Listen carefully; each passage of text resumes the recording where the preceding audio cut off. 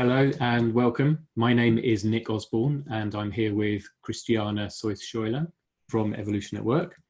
And the purpose of this session is an introduction to self-organization and how self-organization leads to a symbiotic enterprise.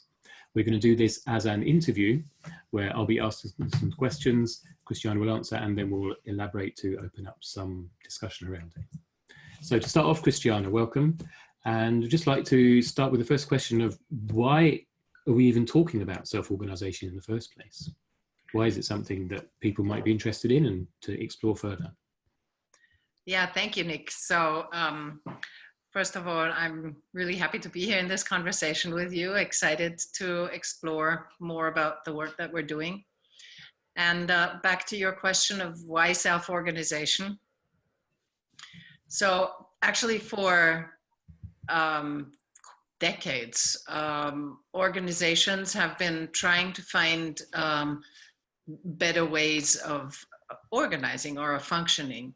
And since I would say probably 2 decades,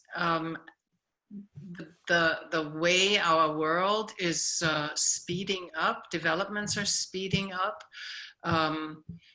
Through technology, things move from complicated to complex. So very sort of big interconnectedness of different parts of a system where you really have no way of controlling the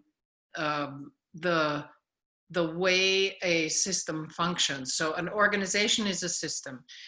It has been looked at as a linear system for more than a decade, and linear systems have their limits when it comes to dealing with complexity. And that's when the need for different ways of organizing showed up. Many things have been tried out, and it seems that to understand self-organization and to mirror the way we organize, to mirror the principles of self-organization seems a really useful way to move forward. Okay, and as we're on this topic, how is it you would define self-organization in the first place? What's the kind of definitions of the key terms you give? Yeah, so that's a sort of a tricky thing because there are many different definitions out there, and I think it is important to understand that this is not about a truth, but for us the question is what is an understanding that will allow us to move forward into actually doing something. So going away from aspiration to actual practical solutions of doing something. So researching systems theory and evolutionary theory, or learning more about it, brought us to a very specific understanding of what self-organization is. And so if you look at it from 2 different ways, one is how systems theory sees it, that you have a system of number of parts, and that system has the capacity to self-regulate, self-organize towards solutions at the part of the system where it needs to resolve something. So it is also called spontaneous order, if you want to. So it is a complex, self-organization is the principle by which complex systems develop and move forward. So bringing it down to the point, you can say self-organization is the evolutionary principle of the universe. It is the way the universe develops and moves forward. That's great, and it does sound very grand at a big theoretical level. And I'm wondering how do you think that applies to the kind of terms that people are using today around how this applies to organizations, where people are talking about, as well as self-organization, people are talking about self-management, agile, teal. There are these different terms around about how these theories apply to the world of organizations. Could you say a little bit about how why it's important to understand the difference between those kind of different terms? Well, again, in order to find a clear forward and translate the theoretical aspects of it into clear practice, the clarity around what we understand under the different terms is really important. So there are many terms out there. You mentioned it, like there's self-organization, self-management, there's agile, there's responsive, and so on. And I think there are many valuable aspects in many of these terms that bring us towards self-organization. But self-organization is not a tool, it is the principle by which development happens. And self-management is how we manage ourselves, so self-management. And that's how we use tools in order to function within self-organization. So that's a very important distinction for the work that we're doing. So self-organization gives us the principles, and self-management gives us tool to manage ourselves within those principles of self-organization. And I think agile, responsive, and many of these things are different approaches of how to move systems towards self-organization. So I would say they're evolutionary necessities. They're really useful and really helpful. And I think it's all going into the same direction. And all those systems take us towards self-organization as the fundamental principle of evolution. And that brings us to the structure. If we look at the structure of the universe and how it evolves, we see a holarchic structure. But can you just unpack a little bit about what that means, the holarchy, for someone who hasn't heard that before?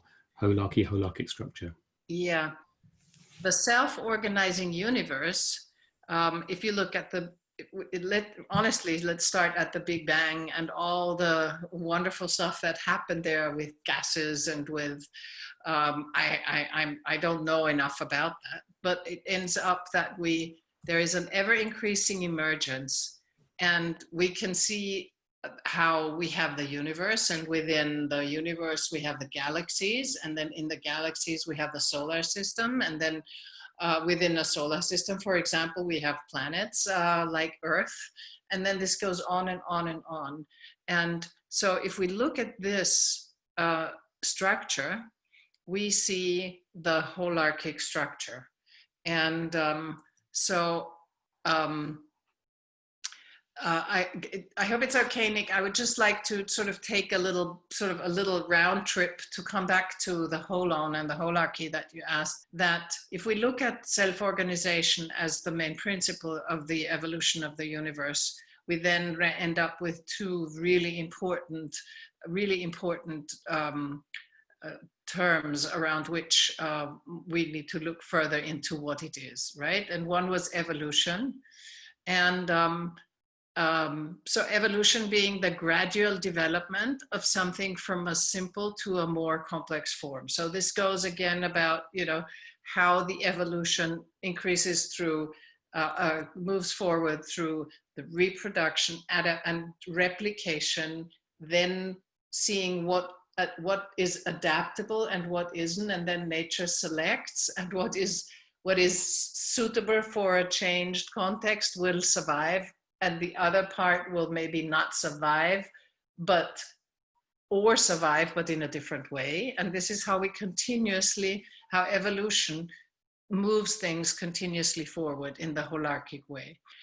And then the second term that came up before is the holarchy as a system of holons. And similar to the picture of the evolution of the universe, here we understand how that shows us a holarchy, a holon being defined as something that is simultaneously an autonomous whole and a part of a larger autonomous whole, which again is a part of a larger autonomous whole. This is just simply the structure of nature.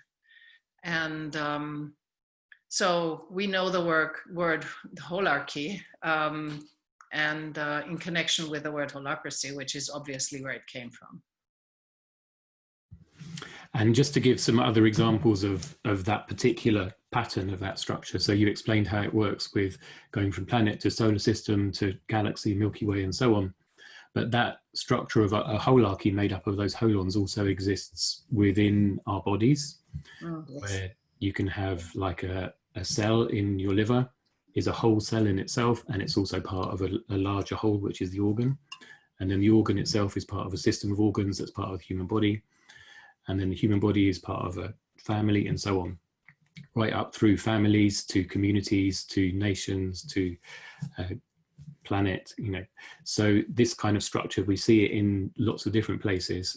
Mm-hmm. And as I understand the work of holacracy and what we're talking about here around applying the principles of self-organization to actual human organizations, is how that works in terms of what happens when human beings come together and work together under a shared purpose, how we use and apply these principles of self-organization to how we structure ourselves and the kinds of agreements that we make about how we work together and the kinds of structure that happens and in the kind of processes that we use.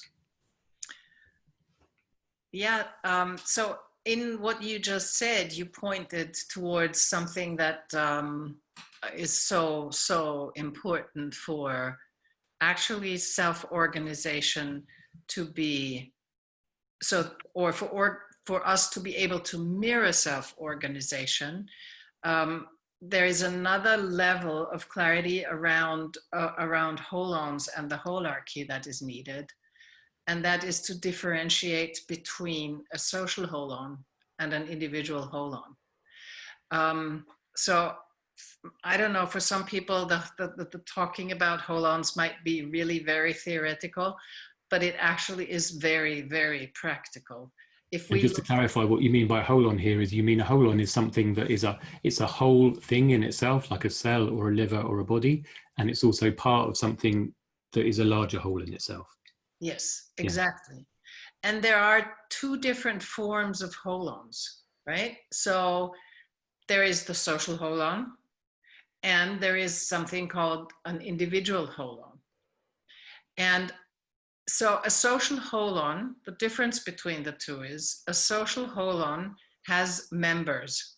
So our social systems are social holons. The flying formation of ducks that I have on this picture here is a social holon and has a certain number of members. So, excuse me, if one member decides to leave that social holon, a certain dynamic of a social holon will happen, a self-organized dynamic to heal that missing part. So it's a member, it's a holon of members. Different to an individual holon, for example, like our body is an individual holon, a cell is an individual holon and has parts, not members. Sort of the development of that is organic and comes from out of itself. And if that, for example, if you tear out a part of that, it will need completely different dynamics to heal or further develop as an individual holon, because it will really harm if you just rip out a part, for example, or stick something into it, which isn't the organic development of evolutionary organic development. So it needs completely different dynamics, processes, and rules to actually further develop and heal or just grow and evolve. And for the most part, organizations have been looked at social holons as a group of people who do awesome work together in service of a purpose. And then holacracy came and made a really important distinction Holacracy defined the organization as an entity, an independent entity in service of purpose. It is a structure. It enables a structure to evolve based on self-organizing principles in service of purpose, of its purpose. And it is not a group of people. So in order to be able to apply self-organizing principles to an organization, this is extremely useful because everything that happens in that individual Holon, that organization, is geared towards its purpose.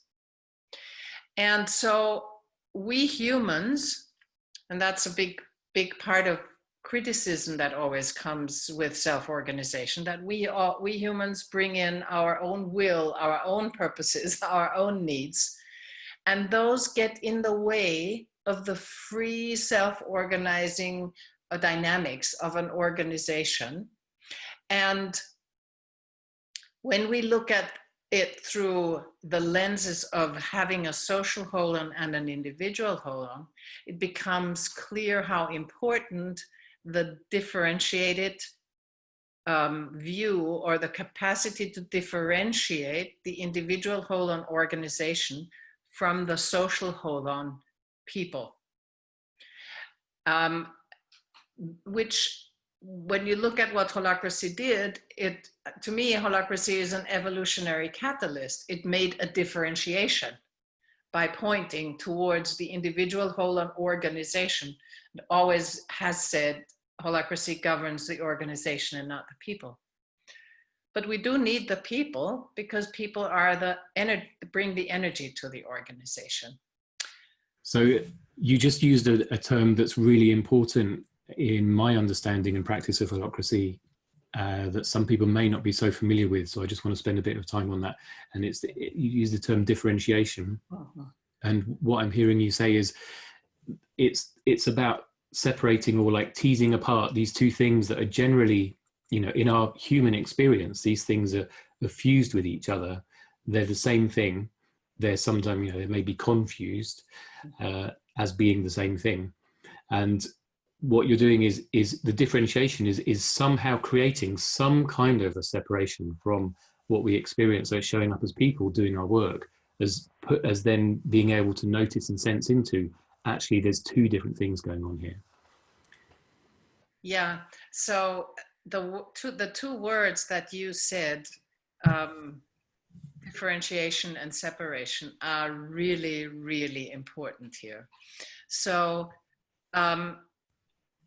the way, what has really nourished the work of Evolution at Work is to understand that it is not a separation, but a differentiation. So this, when I point back to the slide that we're looking here, this is sort of the overlay of people being the organization. And coming back to what we were just talking about, is differentiating the organization as an individual Holon and the people as a social Holon.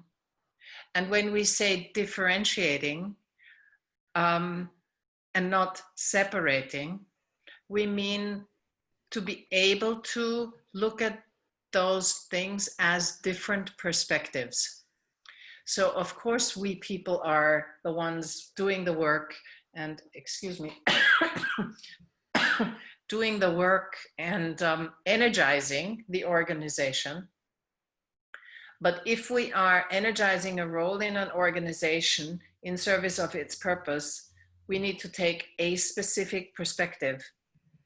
And if it is about my relationship with Unique, whilst we're doing our work or just hanging out and having a chat, this is a completely different perspective.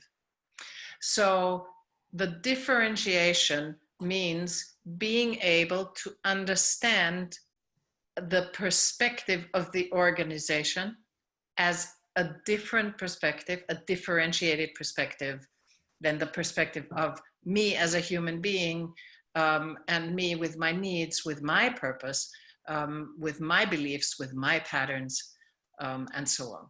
Yeah, so that's really useful to understand the distinction, this difference between what we mean by separation and differentiation, because some people might think that's just like a bit of jargon and a bit of language, but actually separation is more about making two things separate. Whereas I guess one way of thinking about the differentiation you're saying is, if I'm sitting here looking out my window and I see some trees out the window, I can choose to focus my perspective on the window itself and see the window and the paint around it and the window openings and the catches. And then I can broaden my perspective and look at the trees outside. And those two things, they're kind of overlaid onto my single experience, but I can choose to take a perspective that differentiates them. And that's similar to what you're saying. When you and I in a relationship, we can choose to focus our attention on our relationship, on our interpersonal relationship as the social whole of us as people.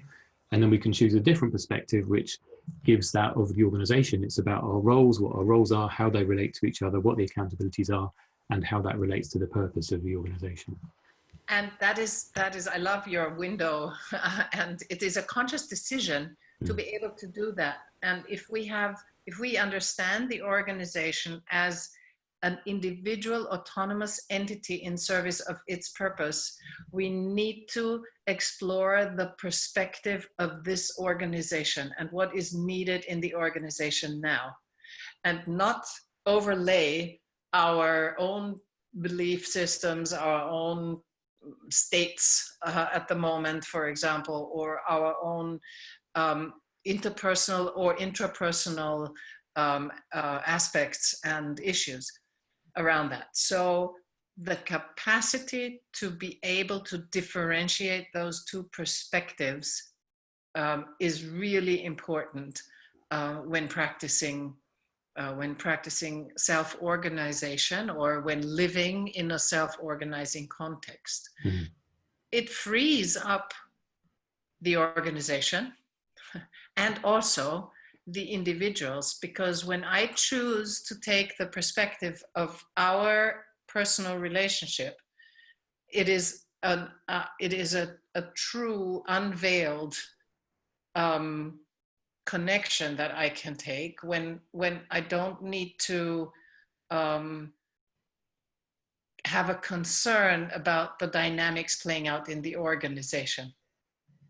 I have a clear, unveiled possibility. It is a liberated relationship, much clearer connection that we get through that.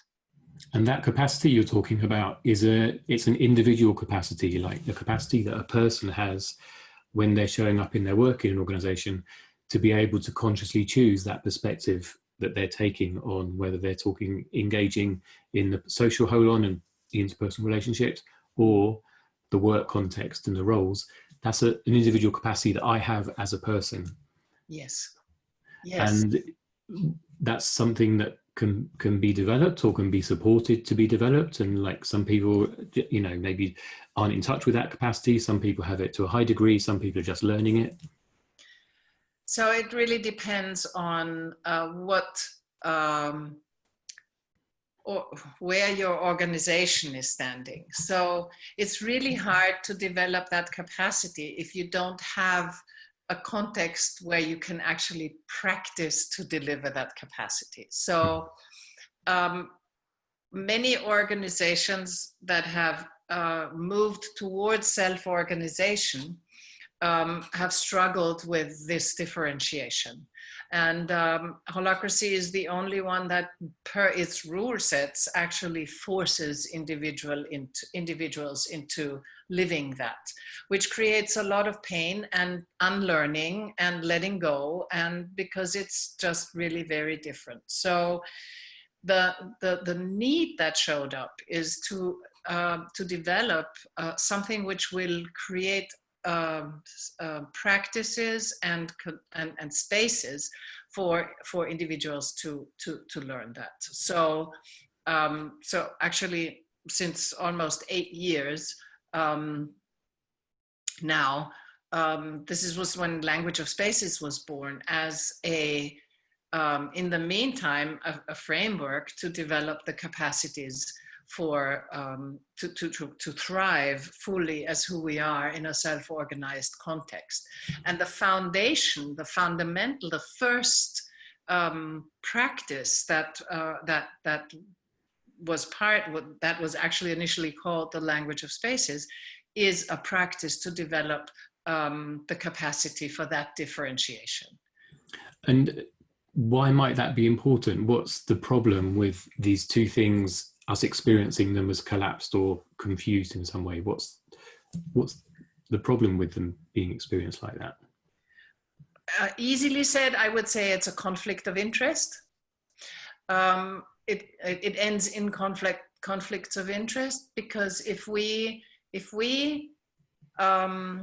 fill roles in a self-organized entity, we are required to express the purpose of the roles that we fill in service of the purpose of the organization. Mm-hmm. But we are always, sorry, I still haven't gotten rid of that cold.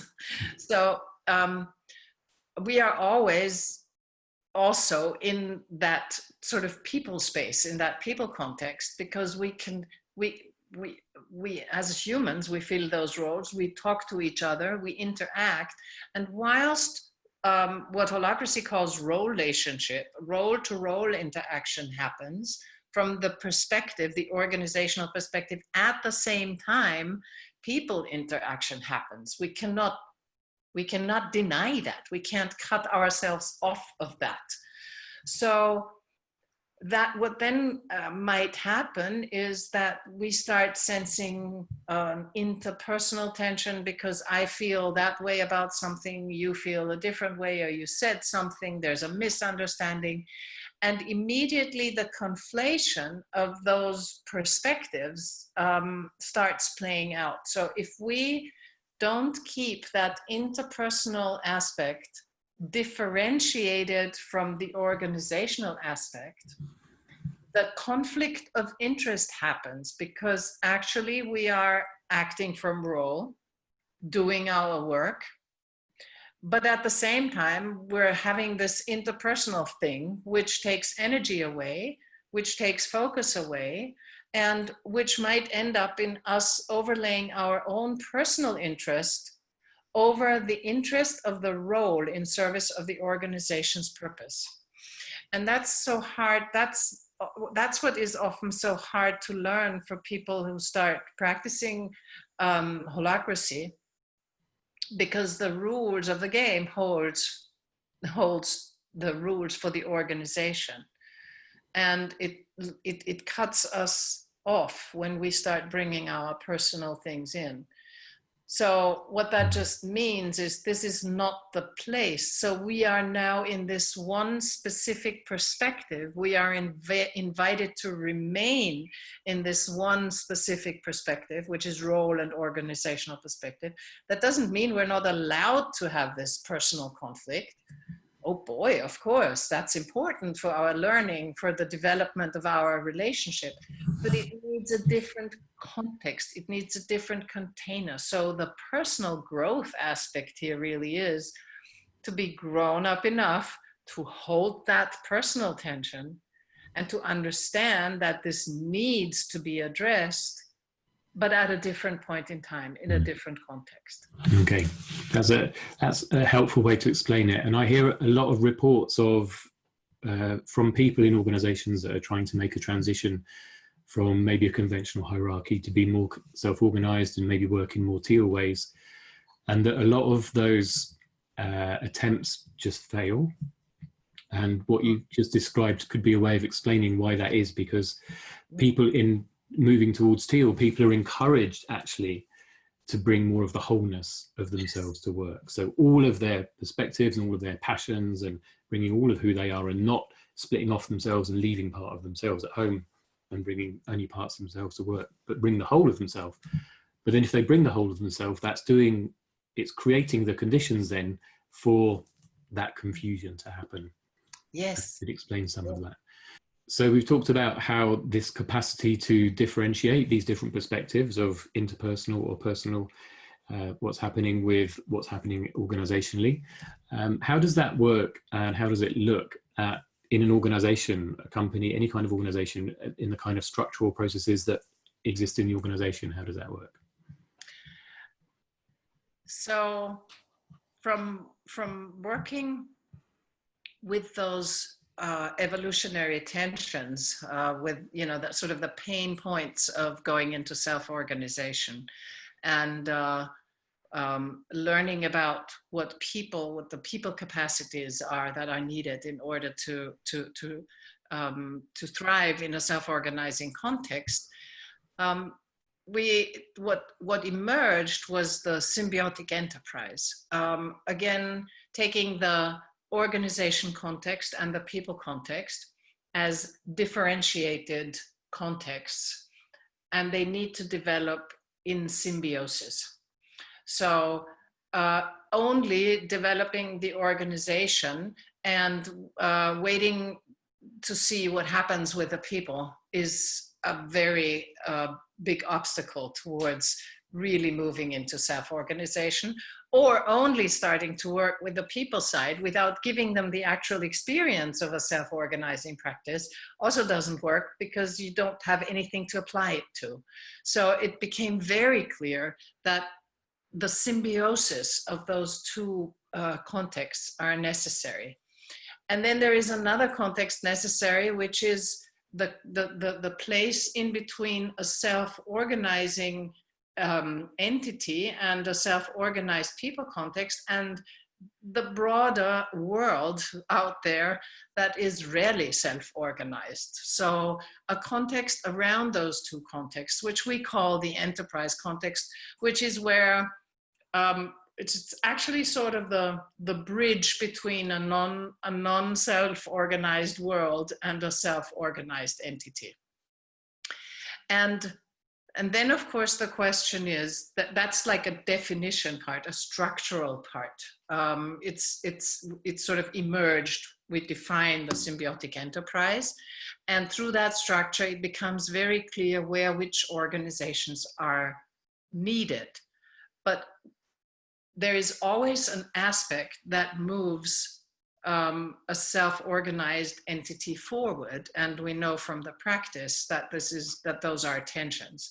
They're either organizational tensions or people tensions, and the capacity to differentiate those contexts means that we build the capacity to differentiate the aspects of tensions that are organizational and that are personal, right? So if we take the enterprise context,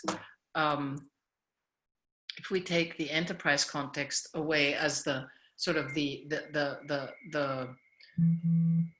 purely, let's say, where the legal structure and all the connecting parts to the outer world is, and take those two contexts that are self-organized, we can see that in the organization context, we have operational decision-making processes. So decisions are made to resolve tensions, right? To move things forward, to close the gap between what is perceived as current reality and the future potential, what could be. And we have governance decisions that we need to make. So those are different perspectives. We take an operational perspective from the inside. Everybody who practices holacracy knows that and experiences that. And or you take a perspective on the structure, which is the governance perspective. But then there is also the people context, where we have aspects of our tensions that are relational. And then we also have aspects of our tensions that are there purely because we are who we are, of our individual space. So understanding those different aspects of tensions and the usefulness of the differentiation led to what is called the language of spaces. And the way to look at it, is it's a practice that brings you into learning how to actually take these individual perspectives. So if you look at the language of spaces, you see the analogy of the operation, of the context of the organization, which is underlaid blue here, and the context of the people, which is underlaid orange. Okay. And again, this links back to what you're calling a capacity of an individual person. Yes. To be able to take the perspective of what's going on outside in the organization, and also an internal sensing or internal knowing of within themselves of what context does this tension I'm feeling relate to. Mm-hmm. So it's like there's a kind of internal sensitivity that gets developed then as well. Is that part of what you're saying? Absolutely. The internal sensitivity as you go through that practice, as you develop the capacity, you understand that a tension that you sense almost always has an aspect in each one of those spaces, in each one of those perspectives. And we very often we sense a tension, and then we try to resolve it. We try in operational, that doesn't work, and then we try in governance, and that doesn't work, and then we get frustrated, and because we try to resolve aspects of the tension in perspectives and in spaces where they don't belong. So as we go through that practice of to develop the capacity to differentiate, we learn, and what kind of goes into our deeper sensing and our deeper understanding, we develop a form of curiosity to see, okay, wait a minute, I'm sensing a tension. So let's see, what of this is really operational? Is there something that I need to do from the governance perspective? And now, what about the relationship behind it? And it becomes a natural understanding, and that's the capacity. It becomes a natural understanding that yes, tension, and every single aspect of that tension needs a different step, a different next action, a different way to resolve the aspect. It's very different whether the interpersonal part, the relational part, needs completely different steps and different actions than the operational space, for example.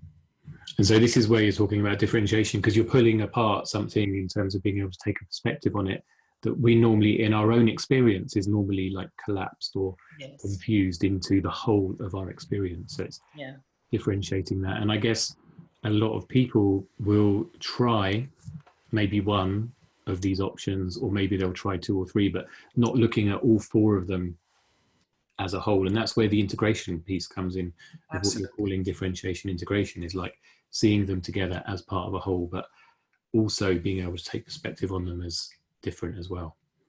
Yeah, and I have experienced it over and over again that people who learn about this say, oh my God, why didn't I know this earlier? It would have made life so much easier in, going to your practicing holacracy. Yeah. Okay, so there's another whole deep dive to take in more depth around these individual spaces and how you work with them, but that's outside the scope of what we're doing today. Yeah. So today we're looking more at self-organization and the symbiotic enterprise. Just before we wrap up, I just wanted to ask you one question around the symbiotic enterprise, because that's the word some people may be more or less familiar with, is the concept of symbiosis and symbiotic. I understand it comes from ecosystems and biology, but can you just explain a bit more of what you mean by symbiosis and symbiotic enterprise? Yeah, sure. So symbiosis is something that happens naturally, and it means it is the coexistence of different species. And there are different forms of symbiosis. And there is a symbiosis where one species lives off the other, and doesn't do any harm nor help the other species. And then there is the form of symbiosis where one uses, or yes, where it is at the expense of one part and to the profit of the other. But there is one form of symbiosis which is called mutuality, and the mutual symbiotic existence of two species means it is to the advantage of each part of the symbiosis, and that's what we're talking here.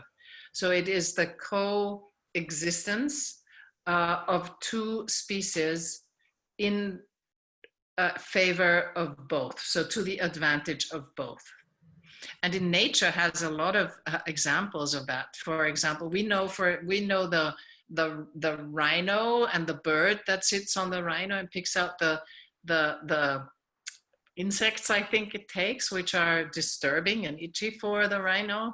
So the bird feeds and the rhino has less insects, kind of thing. And there are a number of examples like that in nature.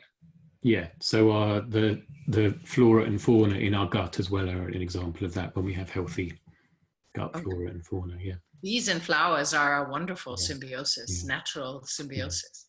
Yeah. And then can you just say a bit about what that means at an organizational level then, in terms of how the people context and how the organizational context, how there's mutuality and benefit from both in a dynamic then? Well, the organization as the structure in service of its purpose, without the energy of humans energizing the roles, is a dead organization. There is no life in it, right? Mm-hmm. So there is that togetherness is needed, right? And if a structure is set up in a self-organizing way, that means that is an organization development step, and it needs the individual, the social holon, the people as such, to be able to support that development, which means they need to develop their own capacities in favor of the organization. And then the organization can develop and create and grow in favor actually of the people context. So I think I can best answer that question from my own personal experience, right? So having lived in a self-organized context for almost a decade now, I know that the clarity of the differentiation that we're talking about, that clarity, that enabled the organizations to really evolve dynamically and in service of its purpose. And it has brought me as an individual a big personal development journey, but also how I have experienced it. I have the relationships to the people I work with are of such an incredible different quality, because our relationship is liberated from the organizational stuff, and we have a completely different way of clarifying what needs to be clarified in the interpersonal realm. And that again, because we have these really awesome ways of being together. So then again, that helps the organization, because then of course we have a different way of working together, even if we take a role perspective, and that serves the organization, that brings us forward, that helps again the people. So I have really, the personal experience is the more that goes hand in hand, the way the organization moves forward and the way the people context moves forward in symbiotic, the better experience it is. Mm-hmm. And if I'm just thinking, we're wrapping up now, so we're going to end in a few minutes, and I just want to summarize the journey we've been on, talking about self-organized, like why are we even talking about self-organization? And you explained it as an organizing principle of the universe. And then saying that's distinct from self-management, which is how we manage ourselves when we're in contexts where self-organization is happening. And then the capacity to be able to differentiate some of the perspective of what's happening for myself and between people and this whole, and in the organizational context. So this whole individual capacity of differentiation, and then seeing these 4 different types of spaces, and the organizational structure of a symbiotic enterprise, which again differentiates these 2 contexts, people and organizational, where we can take perspectives and see them as differently. If that's the, you know, a way of describing the kind of thing we've been talking about, what would you say, just as a kind of way of wrapping up, for someone who's considering taking that journey from maybe in a conventional hierarchy or in some kind of organization that's wanting to move towards being more self-organized, and do it in a way that's going to work without the kind of failures that we're seeing with a lot of organizations that are trying this? What would you say about how these kind of things could help with that journey? So I think it's really hard to give one answer to that question, but I think it starts with being clear on the need of the organization to move towards a self-organizing system. That's where it starts. And then I think it needs to happen in symbiosis. So you start, I would say you start with the organization, because you need to create the experience for the individuals, but you need to follow up immediately with the individuals in starting to build the capacity from their actual experience of that shift in an organizational system. The symbiosis is just, I think it is crucial to make it a successful journey. Mm. And it sounds like evolution happening at work. Yes. The process of evolution unfolding at work. Yes. And from my experience, you know, I've been in this, working in this field for 25 years, and it seems like what a lot of people do is they tend to focus more on one side of that than the other. So they'll do all on the organization and say, we're going to do holacracy, or we're going to do this form of, you know, agile or self-management, and we're going to do it in this way, and just, you know, either leave the people stuff, just totally ignore it, or just say, well, we'll bring in little bits of it here and then as and when needed, but without like fully addressing it as its own separate context with its own separate dynamics. Or they focus more on the people stuff. Oh, it's about the relationships, and as long as we're all getting on fine, then, you know, how we work together will just work. And this seems like a recognition of those 2 things as well. They're different because, as you say, there are different dynamics, and we need to put them separately. Yeah, very different dynamics, and it just requires us humans, or maybe it's better to say it offers us humans possibilities to really show up fully as who we are. Mm. And that is scary, can be very scary, but of course it is beautiful. And liberating. And liberating, yes. And I guess this brings in some kind of like boundaries or structure to give some kind of safety towards that kind of helping people work with that fear. And it gives spaces for individuals to experience themselves on their own journey. Yeah. Which I think is crucial. Yeah. And then the collective journey that we go on together that emerges from that, when as individuals we have the structure and process that it supports us on our own journeys. Yes. Okay, well, that feels like a good point to pause, and we can dive in later another time to the language of spaces and how all of that works. Wonderful. Well, thank you so much. Thank you. It's been a pleasure talking with you today. Yep. Same here. Thank you for holding that space.